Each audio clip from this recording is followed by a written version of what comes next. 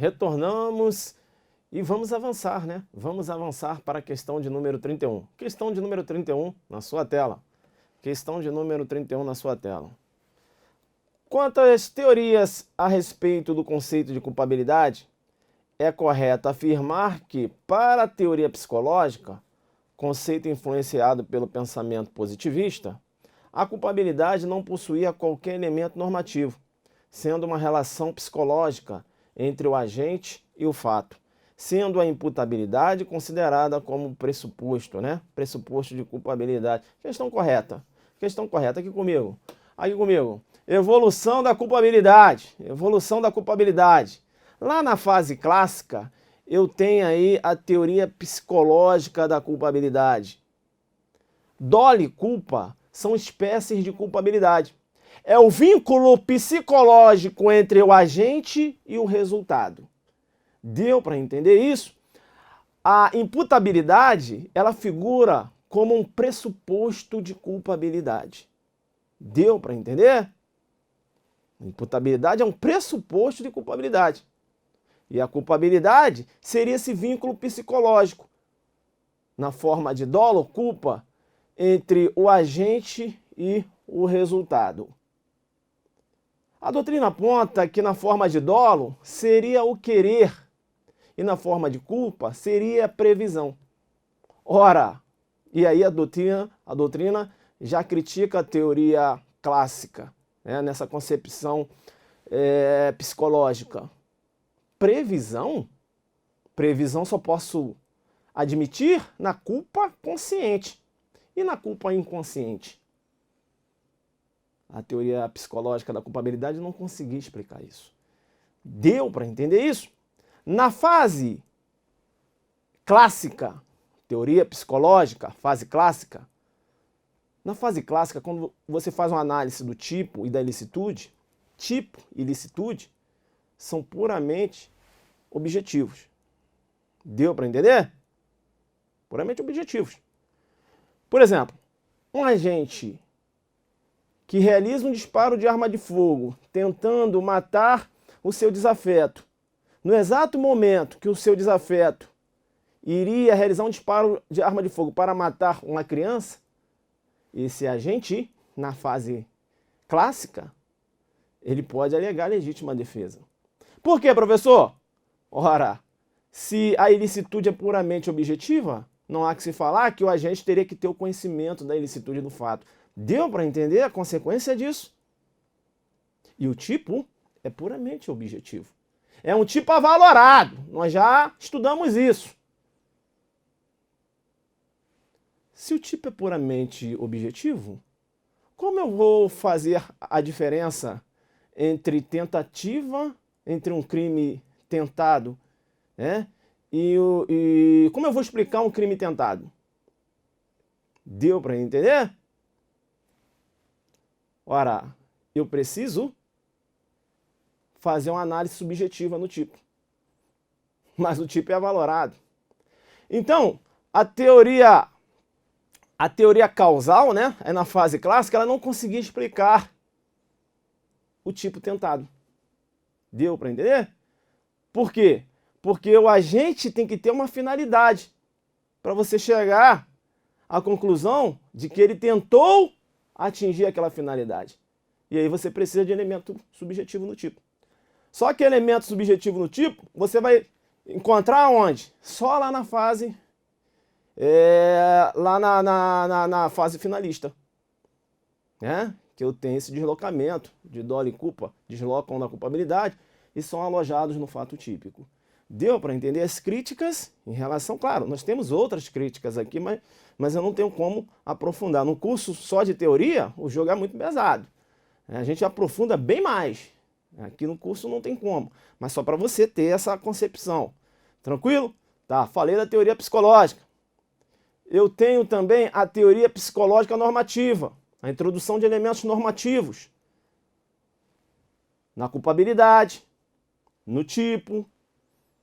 Deu para entender? Na culpabilidade eu tenho a introdução da exigibilidade contra adversa, como um elemento normativo na culpabilidade. Deu para entender? Vem comigo aqui na tela, vem comigo na tela. Vem comigo na tela, porque quando eu falo de evolução da culpabilidade no sistema causal, naturalista, ou sistema clássico, né, de von Listen, Billing, veja que na teoria psicológica da culpabilidade, a culpabilidade em suma não significa, a culpabilidade em suma, né, significa. O que seria a culpabilidade? É o que eu tinha falado. É o vínculo psicológico que ligava o agente ao fato ilícito por ele cometido, razão pela qual essa teoria passou a ser reconhecida como uma teoria psicológica da culpabilidade.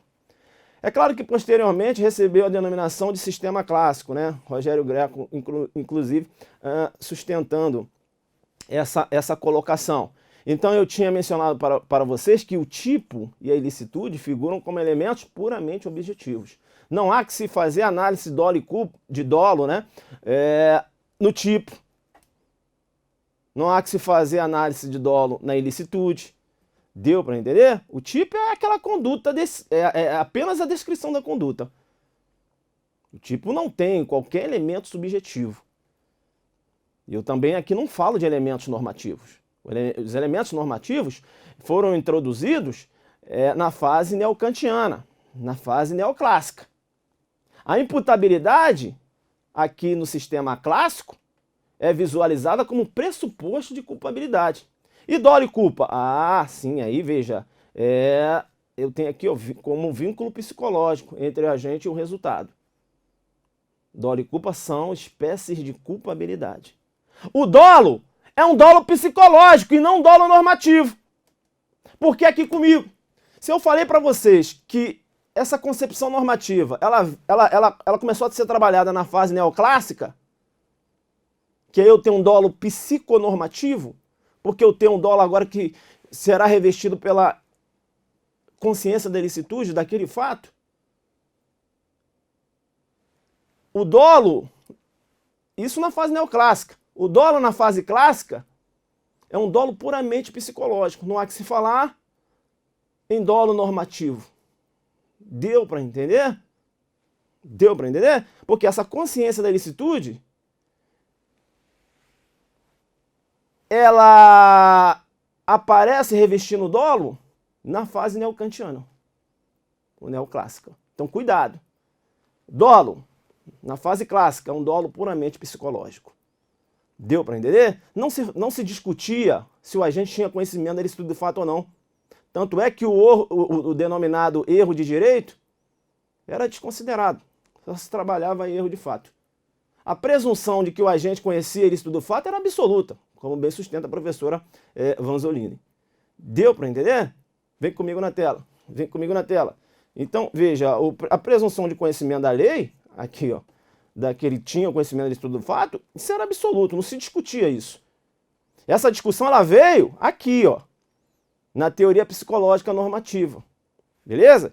Então falamos aqui da teoria do sistema clássico, né? E aí eu tenho aqui a teoria psicológica da culpabilidade. E com o avanço da evolução da culpabilidade, nós temos aqui a teoria psicológica normativa, tá? De Frank, Goldsmith. É importante que essa teoria psicológica normativa ela aparece aqui na fase neoclássica ou neocantiana. E aí fica esperto. Por quê? Porque alguns autores chamam essa teoria aqui de teoria normativa da culpabilidade. Fica esperto. Teoria normativa da culpabilidade é sinônimo de teoria psicológica normativa. Cuidado. Por quê? Porque eu tenho a teoria normativa pura. A teoria normativa pura, lá no finalismo. Então fica esperto. Então alguns autores, como por exemplo o professor Juarez Cirino, chama a teoria psicológica normativa de teoria normativa. Deu para entender? Então não faça confusão com a teoria normativa pura, que está ligada lá ao sistema finalista. Tranquilo? Então essa teoria psicológica normativa, ela nasceu onde? Na fase clássica. Onde o importante não são as realidades externas ou internas, senão o significado, o valor das mesmas. Ou seja, na teoria neoclássica, eu vou trabalhar com valoração. É uma concepção axiológica. Deu para entender? Nessa teoria se acrescentou o conceito de reprovação ao conceito de culpabilidade, sem afastar dolo e culpa da culpabilidade. A culpabilidade, então, ela passa a ser uma reprovabilidade, né, como juízo sobre o valor, como juízo de valor sobre o fato, em relação ao seu autor diante das circunstâncias reais em que agiu. Joga na Zuc didática, professor. Vem na Zuc didática. Na Zuc didática é o seguinte, vamos lá. Fase neoclássica. Nasce uma concepção de que, ora, a culpabilidade, na verdade, é um juízo de reprovabilidade do agente pela conduta praticada. Deu para entender? Frank, ele cria essa ideia. A culpabilidade é um juízo de reprovabilidade da conduta. Então vai cair na sua prova. Essa visão de juízo de reprovabilidade da conduta, quando se fala de culpabilidade, nasceu na fase clássica. Errado. A visão de juízo de reprovabilidade da conduta, né, como um fundamento de culpabilidade, nasceu na fase neocantiana ou neoclássica. Sabe por quê? Veja, Frank falou o seguinte, olha, tem situações em que a gente não pode exigir do agente que ele venha agir conforme a norma. Por quê? Porque é uma situação de anormalidade. Olha uma pessoa que está sob uma coação moral irresistível. Olha uma obediência à ordem superior não manifestamente legal. Como podemos reprovar uma conduta dessa? Para a reprovabilidade da conduta, o agente, nós temos que verificar se o agente poderia agir conforme a norma, em condições normais. Aí Frank, ele introduz a exigibilidade de conta diversa na culpabilidade. E o mais interessante, Frank fala o seguinte, e eu só posso exigir desse agente que ele venha agir em condições normais, né? Se ele também conhece a ilicitude da sua conduta. Aí vem a consciência da ilicitude, ó, reveste o dolo. Sacou? A consciência da ilicitude. Então veja, eu só posso reprovar alguém que com conhecimento da ilicitude da sua conduta, agindo com dolo, praticou uma conduta criminosa quando poderia agir diferente, ou seja, deixar de praticar. Veja que eu valoro. Essa concepção de valoração vem na fase neocantiana ou neoclássica. Deu para entender? Não só na culpabilidade. No tipo também eu tenho introdução de elementos normativos, inclusive elementos subjetivos. Mas veja, elementos subjetivos diversos do dolo, que o dolo veio depois, na fase finalista. Então, intenções especiais é um exemplo de elemento subjetivo diverso do dolo. Então, em alguns tipos, na fase neoclássica, eu já tinha elementos subjetivos no tipo. Não dolo, mas as intenções especiais, em alguns crimes, eu já tinha. Deu para entender? Ah, professor, me explica. Joga na Zuc didática essas intenções especiais. Por exemplo, Tício passou a mão no seio da Mévia. Eu tenho dolo. Tem dolo, professor? Tem. Ele, consciência e vontade. Vou passar a mão no seio da vítima, da Mévia. Consciência e vontade. Agora, pode ser uma injúria, que ele fez isso para constranger a honra da vítima. Possa ser que ele apertou, ou melhor, vamos dar um exemplo. Tício apertou o seio da Mévia. Então, eu posso ter injúria, eu posso ter uma lesão corporal, ou eu posso ter um delito, navega lá na órbita dos crimes sexuais, né? Posso ter aí, inclusive, uma prática de estupro. Se a intenção era praticar um ato libidinoso, né, para saciar sua lascívia. Não é isso? Dependendo do contexto fático. Se até um beijo roubado o STJ já entendeu pela possibilidade do estupro, vamos supor também que essa ação tenha sido mediante violência. Então veja, aí eu dependo de uma intenção. Qual é a intenção? Ah, saciar a lascívia. Então eu tenho estupro. Deu para entender? Então você tem que verificar essa intenção especial que é diverso do dolo. Isso é um elemento subjetivo diverso do dolo. Deu para entender? Tá, beleza. Então, é nessa fase neocantiana que entra esses elementos normativos, tá? E esse elemento subjetivo diverso do dolo já tinha no tipo, já começou a aparecer no tipo, melhor dizendo. Deu para entender? Então, se cai na sua prova, né? Uma concepção axiológica, elementos normativos, é fase neoclássica, é fase neocantiana, ele vai tentar jogar fase clássica, mas na fase clássica eu só tenho aí uma concepção psicológica. Dolo e culpa em relação ao resultado, um vínculo apenas psicológico. Quando eu trato de fase neoclássica, eu ainda tenho elementos psicológicos na culpabilidade.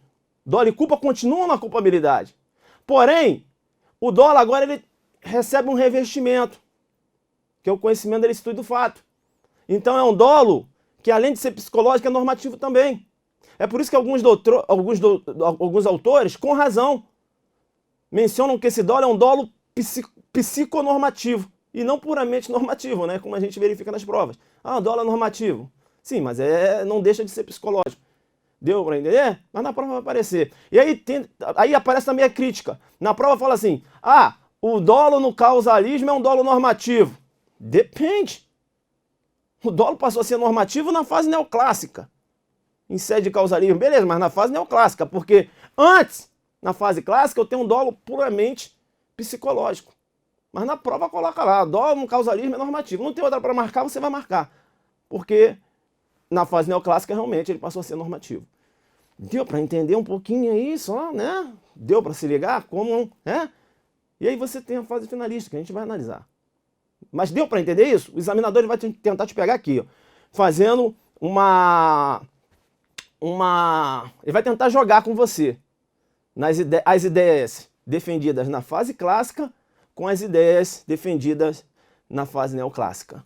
Neoclássica eu tenho valoração. Neoclássica eu tenho a culpabilidade como uma reprovabilidade da conduta do agente. Fundamento, né, da culpabilidade seria o agente ele poderia agir diferente, não agiu. Entendeu? E por isso essa conduta é reprovável. Esse juízo de reprovabilidade, da culpabilidade, nasce na fase neoclássica. Eu só posso reprovar um agente quando ele sabia que a sua conduta era uma conduta ilícita. Então, o conhecimento da ilicitude, revestindo o dolo, vem na fase neoclássica. Deu para entender isso?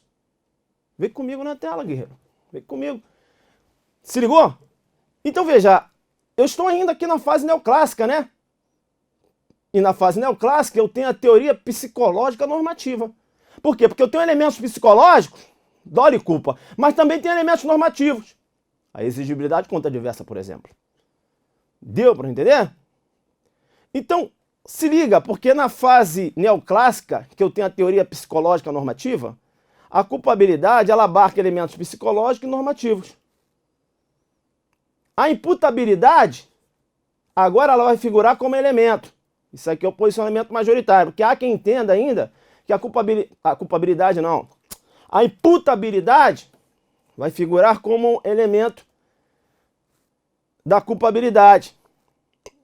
Isso o pensamento majoritário, porque há quem entenda que ainda na fase neoclássica a imputabilidade vai figurar como como pressuposto de culpabilidade. Mas eu vejo majoritariamente a imputabilidade figurando como elemento. Inclusive o professor Rogério Greco, ele cita um trecho da obra de Frank, que Frank menciona que a imputabilidade agora pertence à culpabilidade, ou seja, então seria elemento da culpabilidade. Tá? Então eu tenho como elemento da culpabilidade a imputabilidade, o dolo, que agora é um dolo normativo, e aí você vai ler algumas doutrinas chamando de dolo colorido, que é um dolo psiconormativo. Além de ser psicológico, ele é normativo também, porque é revestido a consciência da ilicitude. Deu para entender? Alguns chamam só de dolo normativo, mas mais técnico é psiconormativo. Eu tenho a culpa, que continua na culpabilidade, e eu tenho a exigibilidade contradversa, que é introduzida na culpabilidade, como elemento normativo, para sustentar o fundamento de reprovabilidade do agente pela conduta praticada quando ele podia agir de outro modo. Deu para entender? E no tipo eu tenho a introdução de elementos normativos, elementos subjetivos, como por exemplo as intenções especiais. Portanto, o tipo veja que ele é preponderantemente objetivo. Sim, o tipo ele é objetivo, mas eu tenho também elementos normativos e subjetivos na fase neocantiana no tipo já, tá? É claro que prepondera a sua essência objetiva, tá? Prepondera a sua essência objetiva, mas eu tenho já elementos normativos e subjetivos que são já introduzidos aí no tipo. Deu para entender? E a gente avança. Como eu gosto desse assunto. Eu avanço agora para a teoria normativa pura da culpabilidade. Aqui eu já estou no sistema finalista, de Welzel, Kaufmann, Maurach e outros. A teoria normativa pura, ela se relaciona aí com a teoria finalista da ação, ela retira o dolo e a culpa da culpabilidade e coloca no tipo. Exclui do dolo a consciência da ilicitude, e deixando essa consciência da ilicitude lá na culpabilidade, como elemento meramente normativo aqui comigo. Vamos lá. Esse dolo, que era um dolo revestido da consciência da ilicitude, que na teoria psicológica normativa, eu tenho aí esse dolo revestido da consciência da ilicitude, que é na fase neoclássica, esse dolo, ele deixa de ter esse revestimento. A consciência da ilicitude vai permanecer na culpabilidade, mas com uma outra roupagem. Qual roupagem? Não há necessidade agora do conhecimento da ilicitude de forma concreta. Basta que o agente tenha o potencial conhecimento da ilicitude. Deu para entender? Então vamos lá. Na culpabilidade, eu vou ter como elementos a imputabilidade, que, segundo a doutrina majoritária, já se encontrava, e agora estou falando de finalismo, na teoria normativa pura. Eu vou ter a culpabilidade, eu vou ter a imputabilidade, que já se encontrava na culpabilidade, na fase, lá na teoria psicológica normativa. Tá? Agora eu estou falando da teoria normativa pura, finalismo. Eu vou ter a imputabilidade, continua figurando como elemento. Eu vou ter agora a consciência da ilicitude se separou do dolo, mas vai figurar como potencial conhecimento da ilicitude. E a exigibilidade contradversa, que é um elemento normativo que foi introduzido na fase neoclássica, continua na culpabilidade como um elemento normativo. Deu para entender? Então, eu vou ter na culpabilidade só elementos normativos. Dolo e culpa irão deslocar da culpabilidade para o fato típico. Esse fato típico agora vai ser um tipo, passa a ser um tipo complexo. Entendeu não? É um tipo valorado. Deu para entender? A ilicitude também é visualizada com uma visão subjetiva. É analisado também a vontade de praticar a conduta abarcada por uma excludente de ilicitude. É analisado de forma subjetiva. A ilicitude é analisada de forma subjetiva. Deu para entender? Essa culpabilidade agora é uma culpabilidade puramente normativa. Como dolo e culpa deslocaram da culpabilidade e foram alojados no fato típico, alguns denominam essa culpabilidade de culpabilidade vazia, como faz o professor Kleber Masson. Mas eu sei que eu tenho 3 elementos lá. Imputabilidade, potencial conhecimento da ilicitude do fato e a exigibilidade contradversa. É isso. Acabou. Deu para entender? Então, vamos lá. Causalismo. Um dolo puramente psicológico. Causalismo na fase clássica, né? Um dolo puramente psicológico. Na fase neocantiana. E aí, na fase clássica, um dolo puramente psicológico. Teoria psicológica normativa. A teoria psicológica. Teoria psicológica. Fase neoclássica. É um dolo psicológico normativo. Beleza? Eu tenho aí a teoria psicológica normativa da culpabilidade. No finalismo, eu tenho a teoria pura, normativa pura da culpabilidade. Beleza? Dolo e culpa deslocaram da culpabilidade e foram alojados no fato típico. Deu para entender? Vem na tela. Vem na tela então, né? Deu para entender? Então aqui, só fechando aqui a teoria normativa pura da culpabilidade. Estou aqui em finalismo. Elementos da culpabilidade: imputabilidade, potencial conhecimento da ilicitude do fato e a exigibilidade contradversa. Alguns autores denominam de culpabilidade vazia. Tá? No tipo, eu tenho dolo, culpa, né, que são alojados no tipo, e agora eu tenho um tipo complexo. elementos descritivos, normativos e subjetivos. Deu para entender isso? Ainda falando um pouco de culpabilidade para a gente jogar duro, veja que o Zaffaroni ele tem a ideia de co-culpabilidade, né? O que é essa co-culpabilidade, Zaffaroni? Zaffaroni sustenta que algumas pessoas praticam delitos, mas não receberam qualquer assistência do Estado anteriormente. Então, o Estado ele tem que dividir essa responsabilidade penal em relação a essas pessoas. Deu para entender? É a divisão de responsabilidade penal pelo Estado, em decorrência da sua ausência de assistência a determinados grupos que acabam praticando ações criminosas, mas essas pessoas que formam esses grupos são pessoas que não receberam qualquer assistência do Estado. É aquele jovem que foi criado numa comunidade carente, não teve acesso à escola, à saúde, e agora ele praticou um delito. Culpabilidade não é a reprovabilidade do agente pela conduta praticada? Sim. Ora, como você pode reprovar a conduta de uma pessoa que você não deu qualquer assistência para que ela não cometesse esse tipo de ação? Deu para entender? É a chamada divisão de responsabilidade penal por parte do Estado. Vê comigo na tela. Vê comigo na tela.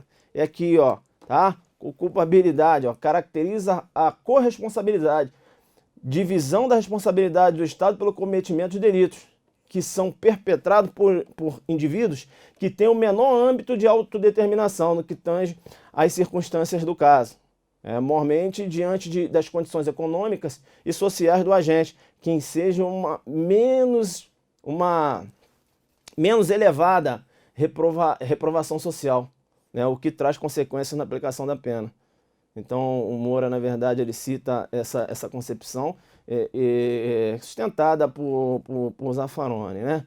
E o Zaffaroni, ele menciona aqui, ó, que em consequência, há sujeitos que têm um menor âmbito de autodeterminação, condicionado desta maneira por causas sociais. Não será possível atribuir estas causas sociais ao sujeito e sobrecarregá-lo com elas no momento da reprovação da culpabilidade. Costuma-se dizer que há aqui uma co-culpabilidade com a qual a própria sociedade deve arcar. Deu para entender aqui comigo? Essa concepção de Zaffaroni, então, de divisão da responsabilidade. Deu para entender? O Estado, ele... Então, nessas situações, esses indivíduos que acabam praticando essas ações criminosas, quando da aplicabilidade da pena, o juiz ele deve, avaliar todo o contexto fático, social. Deu para entender? Ou seja, reprovar menos esse agente pela conduta praticada. Deu para entender? Uma pena tem que ser uma pena mais atenuada, né? É a divisão de responsabilidade pela prática do delito pelo Estado. É a co-culpabilidade. Zaffaroni agora, ele vem trabalhando com uma outra concepção de culpabilidade, que é chamada culpabilidade por vulnerabilidade. O que é isso? O Zaffaroni fala o seguinte: olha, e aí, essa culpabilidade por vulnerabilidade, ela tem uma ligação direta com o processo seletivo, que é lá da Agência de Criminalização Secundária, que a gente estudou, lembram? Então, Zaffaroni fala o seguinte: olha, quem é mais vulnerável ao poder punitivo do Estado? Né? Qual é o estereótipo? Deu para entender? Que acaba caindo nessa concepção de divisão de responsabilidade, né? De co-culpabilidade. É mais ou menos isso, essa é a ideia do Zaffaroni aqui também. Mas Zaffaroni, ele fala o seguinte: olha, quem é mais vulnerável? Essa pessoa que não teve qualquer assistência do Estado, né, escola, educação, veja que ela acaba entrando num quadro, né, de estereótipo, que figura aí como uma maior vulnerabilidade. E aí ele dá o exemplo, coloca uma pessoa de terno com uma arma na cintura, andando pela cidade. Dificilmente a polícia irá parar. Por quê? Não desperta suspeita. Não é o estereótipo que a polícia sempre tem aquela visualização, né? Como um indivíduo que pode praticar uma ação criminosa. Agora, coloca por exemplo, um negro, porque essa é a verdade, né? Infelizmente, mal vestido andando por uma determinada cidade. A probabilidade dele ser mais vulnerável a receber uma revista pessoal e a polícia encontrar uma arma com ele, veja que eu tenho uma maior vulnerabilidade. Deu para entender? Então essas pessoas elas são mais vulneráveis ao poder punitivo do Estado. E se elas são mais vulneráveis, elas devem receber uma pena menor. Deu para entender? Por quê? Porque elas acabam sendo alvos do poder punitivo do Estado. E não aquele que pratica um crime de colarinho branco. Deu para entender? Então o Zaffaroni ele faz essa ligação de processo seletivo com culpabilidade, né? E nessa órbita aí de vulnerabilidade. É a chamada culpabilidade por vulnerabilidade. Alguns autores até mencionam que o Zaffaroni teria deixado um pouco de mão essa visão de co-culpabilidade. Por que isso? Porque quando o Zaffaroni ele fala de divisão de responsabilidade penal por parte do Estado, ele acaba atribuindo ao Estado capacidade de culpabilidade. E o Estado não pratica conduta. Deu para entender?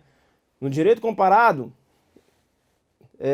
não se admite, né, corrente majoritária, responsabilidade penal de pessoa jurídica. Como assim? Pessoa jurídica não tem culpabilidade. Pessoa jurídica não pratica conduta. Deu para entender?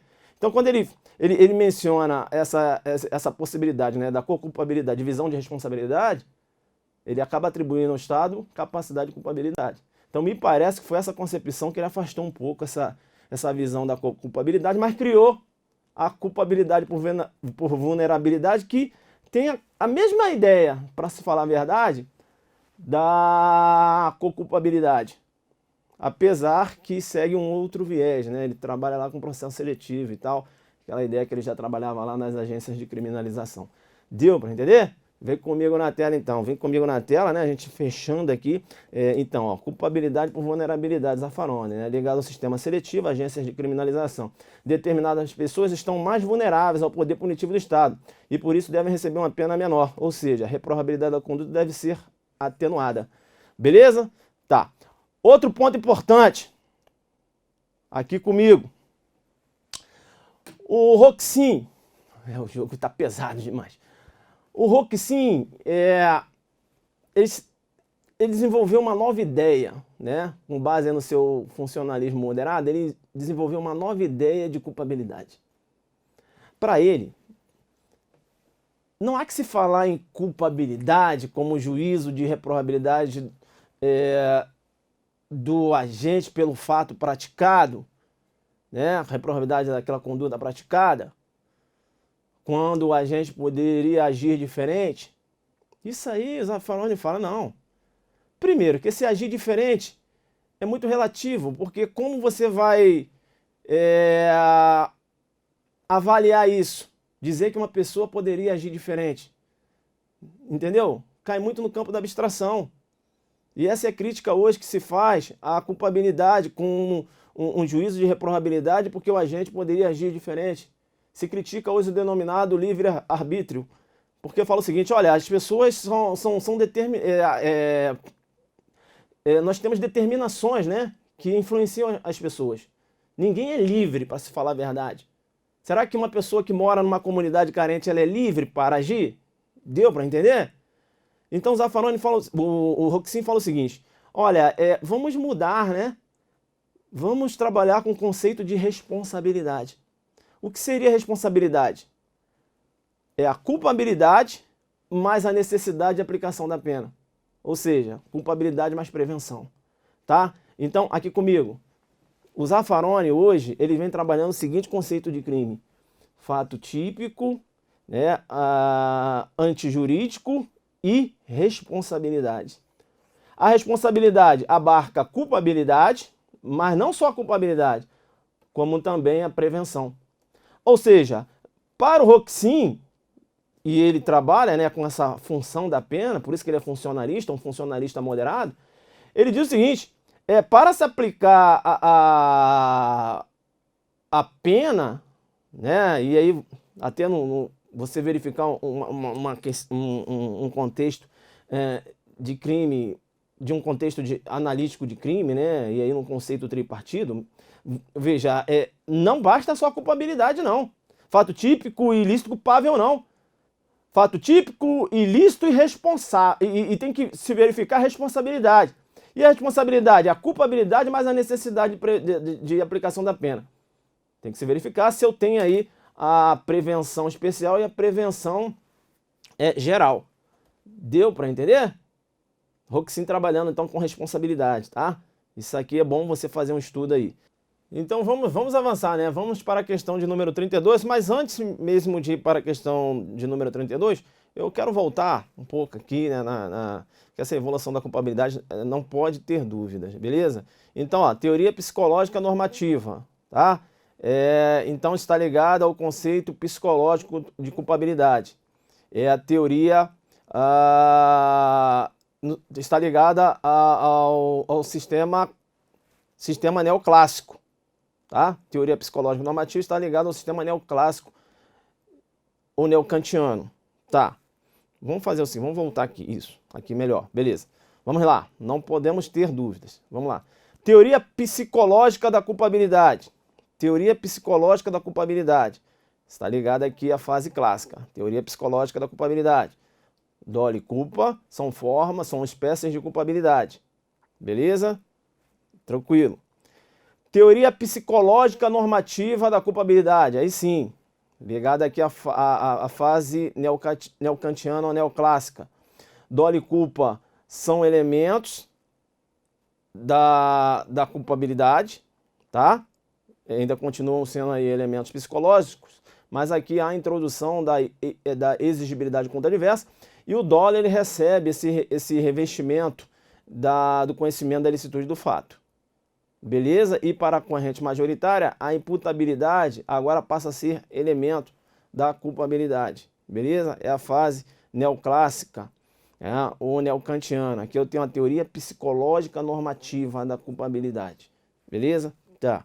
E eu tenho aqui a teoria normativa pura da culpabilidade. Sistema finalista. Weltzel, Kaufmann, Maurach. Na teoria normativa normativa pura da culpabilidade, eu tenho como elementos da culpabilidade a imputabilidade, potencial conhecimento do estudo do fato e a exigibilidade contra diversa. Dolo e culpa deslocaram da culpabilidade e foram alojados lá no fato típico. Beleza? Eu tenho agora um tipo complexo, com elementos descritivos, normativos e subjetivos. E tem uma culpabilidade puramente normativa. Tranquilo, pessoal? Então, eu ia dar continuidade aqui à questão 32, mas vem comigo aqui. Vem comigo porque essa viagem que nós fizemos agora na culpabilidade, você ficou um pouco cansado, né? Jogamos duro aí. Isso é uma visão superficial, né? Porque tem mais detalhes aqui importantes que a gente só pode abordar num curso teórico. Beleza? O jogo é pesado. Professor, é mesmo? O jogo é pesado. Vai lá tomar um café e você volta comigo aqui. Vamos abordar a questão número 32, falar de legítima defesa, enfim. É isso aí, um abraço.